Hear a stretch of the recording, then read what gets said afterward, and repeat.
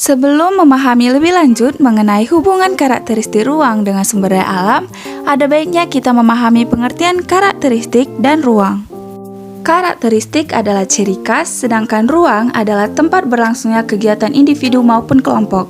Jadi, dapat disimpulkan karakteristik ruang adalah ciri khas lingkungan hidup bagi makhluk hidup. Sumber daya alam adalah segala sesuatu yang berasal dari alam yang dapat digunakan untuk memenuhi kebutuhan hidup manusia. Penggolongan sumber daya alam. Berdasarkan ketersediaannya, sumber daya alam dibagi menjadi dua jenis, yaitu yang pertama, sumber daya alam yang dapat diperbaharui. Sumber daya alam yang dapat diperbaharui merupakan sumber daya alam yang dihasilkan kembali dalam waktu yang tidak lama. Contohnya adalah air, tanah, udara, hewan, dan tumbuhan. Yang kedua, sumber daya alam yang tidak dapat diperbaharui. Sumber daya alam yang tidak dapat diperbaharui merupakan sumber daya alam yang jika persediaannya habis, sangat sulit bahkan mungkin tidak akan tersedia lagi. Contohnya adalah minyak bumi, batu bara, emas, dan lain-lain. Karakteristik ruang terdiri dari 3 bagian. Yang pertama, dataran tinggi. Yang kedua, dataran rendah. Dan yang ketiga, pantai. Mari kita bahas satu persatu. Yang pertama, dataran tinggi. Dataran tinggi memiliki ketinggian lebih dari 500 meter dari atas permukaan laut. Dataran tinggi biasanya memiliki udara yang sejuk dan dingin.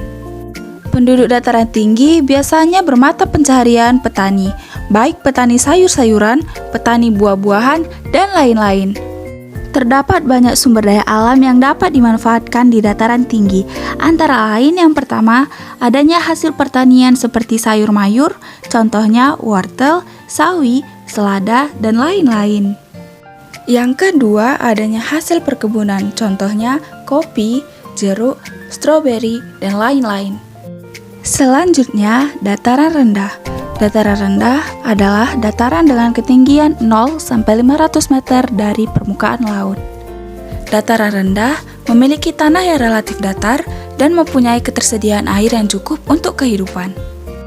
Penduduk di dataran rendah biasanya bekerja di bidang pertanian, peternakan, perkebunan, dan industri. Adapun pemanfaatan sumber daya alam di dataran rendah, yang pertama padi yang dimanfaatkan sebagai bahan makanan pokok. Yang kedua, sapi yang dimanfaatkan sebagai bahan makanan dan minuman.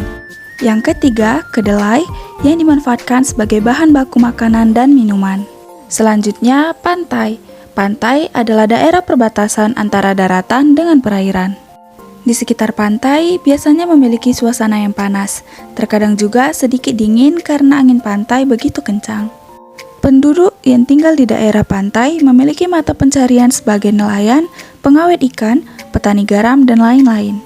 Adapun pemanfaatan sumber daya alam di pantai, yang pertama karang dimanfaatkan sebagai hiasan. Yang kedua, rumput laut dimanfaatkan sebagai bahan makanan.